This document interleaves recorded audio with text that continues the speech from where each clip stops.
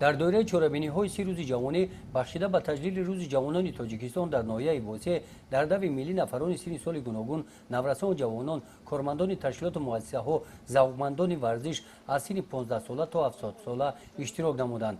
منوچهر نظرов آموزگار مؤسسه تحصیلات میانه عمومی رقم 10 یکی از اشتراکچیان فعال دو میلی بوده سال دهم می شود که پیشرفت این چهاربینی می باشد. امسال هم نظر به دیگر اشتراکچیان منوچهر اولین شده این مسافه را طی نمود.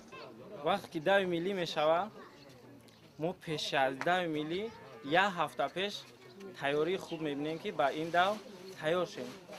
پیش از این دو تیار شدن ما در سه مسابقه دیگر اشتراک داشتیم که در جام وزیر بود و در دوشنبه 21 کیلومتر 195 متر بود که در او اشتراک کردیم در بین 16 دولت.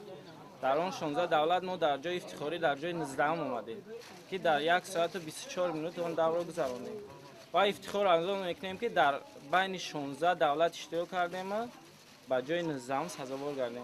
از آن جمله شاگردی من که رستم جان است در جای 23 اومد 1 ساعت و 27 یا 26 منوت آمد که یه هم جای افتخارنامه بود که در بین 16 دولت ما اشتراک کردیم.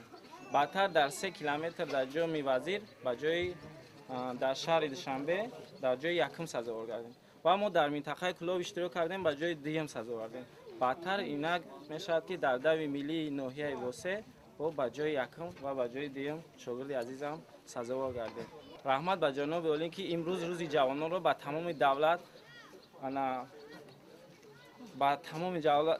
با تمام ورزشکاران و تمام خردسالان و تمام جوانان تاجیکستان رو اول که ما امروز 2 میلی رو در تمام کشورمان میبینیم و از آن خیلی خوشحالیم. رحمت به جناب عالی.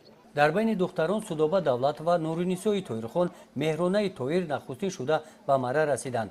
بین نفران کلانسال شریفخان شیرعلیف 64 ساله از همه پیش رسیده آمد.